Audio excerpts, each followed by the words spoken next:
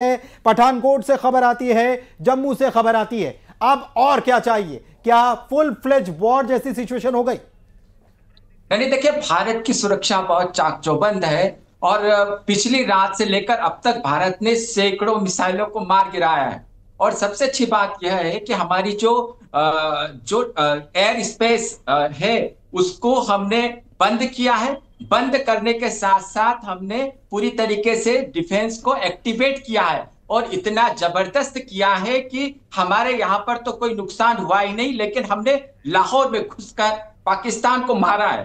तो अभी इस समय हमारी सुरक्षा राजस्थान से लेकर गुजरात से लेकर पंजाब तक चाक चौबंद है। हमारी सेना पूरी तरीके से तैयार है और एक बात समझने की जरूरत है कि भारत इस समय का इंतजार कर रहा था, क्योंकि आतंकवाद को समाप्त करने के लिए, भारत में शांति स्थापित करने के लिए हमको किसी हद तक आगे जाना ही पड़ेगा, पाकिस्तान को नेस्तनाबूद करना ही पड़ेगा। और यह उसकी कोशिश है कि हमने अब हमारी तैयारियां कई सालों की है और यह समय है, क्योंकि 1947 में हमने पाकिस्तान को हराया था, 65 में हम लाहौर तक गए थे, 71 में हमने पाकिस्तान के 2 टुकड़े कर दिए थे और 1999 में करगिल वार को जीता था। और यह सब हमारी रणनीतिक जीत थी, लेकिन यह मौका भारत को दिया है पाकिस्तान ने, और यह मौका ऐसा है कि अब पाकिस्तान के हम 3 टुकड़े करेंगे। एक बलूचिस्तान होगा, एक खैबर पख्तूनवा होगा और तीसरा पंजाब होगा। मुझे तो लग रहा है कि सर पाकिस्तान ने खुद को मौका दिया है कि भारत आतंक वहां से खत्म कर दे। ये मौका पाकिस्तान ने खुद को दिया है,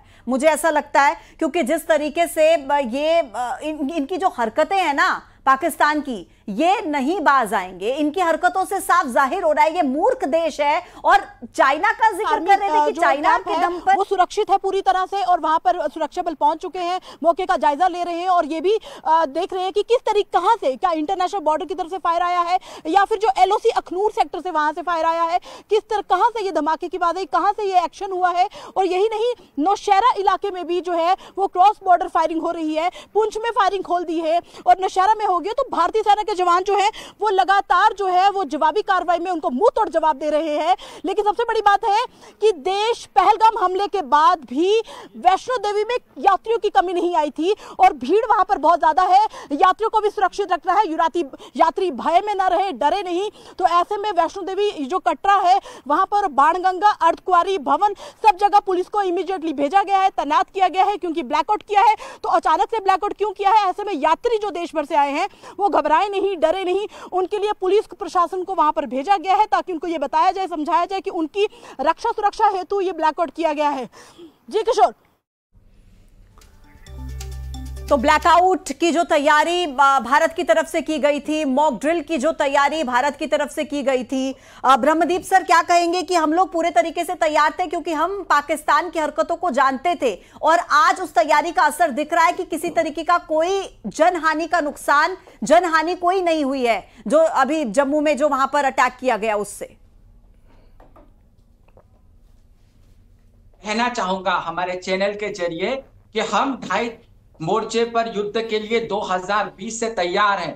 विपिन रावत जी ने तभी कहा था कि हम चीन, पाकिस्तान और आंतरिक सुरक्षा तीनों से साथ में निपट सकते हैं। तो यहाँ तो पाकिस्तान हमारे सामने है, हम पाकिस्तान को नेस्तनाबूद कर देंगे। हमारी सेना पूरी तरीके से तैयार है और सबसे अच्छी बात यह है कि हमारी थल सेना, हमारी वायु सेना और हमारी नौसेना परमाणु कमांड के अंतर्गत काम करती है। मतलब तीनों जो है परमाणविक तरीके से हम तीनों जगह से हमला कर सकते हैं।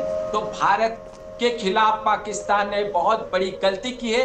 अभी हमने आतंकी ठिकानों को निशाना बनाया था, लेकिन अब जिस प्रकार से पाकिस्तान की सेना ने हमारे सैन्य प्रतिष्ठानों को हमला किया है, तो हमारे जो जाबाज सैनिक है गया है कि किसी भी तरीके की जो सिक्योरिटी डिप्लॉयमेंट, जो सिक्योरिटी के जितने भी एरियाज हैं या सीआईएसएफ के जितने भी एरियाज हैं उनसे दूर रहें। ये भी एक बड़ा अपडेट है। ये भी कहा गया कि उन सभी इलाकों से दूर रहकर आपको काम करना है, क्योंकि और एयरपोर्ट से ये भी एक अभी खबर आई है सामने, एयरपोर्ट जिस तरीके से जम्मू एयरबेस को निशाना बनाने की कोशिश की गई, पठानकोट एयरबेस को निशाना बनाने की कोशिश की गई, श्रीनगर के एयरपोर्ट, क्योंकि वो डिफेंस एयरपोर्ट है किशोर, और वही जो है एयरबेस भी है, वही सेम रनवे है, इसीलिए वहां से दूर रहने की हिदायत दी गई और वो पूरा एरिया तो पूरी तरीके से ब्लैकआउट है। किशोर, तो हर तरफ ब्लैकआउट किया गया है ताकि जाहिर सी बात है युद्ध में ब्लैकआउट के कितने मायने होते हैं को समझाने की जरूरत नहीं है, क्योंकि मॉक ड्रिल के जरिए आम जनता भी ये बात समझ चुकी है।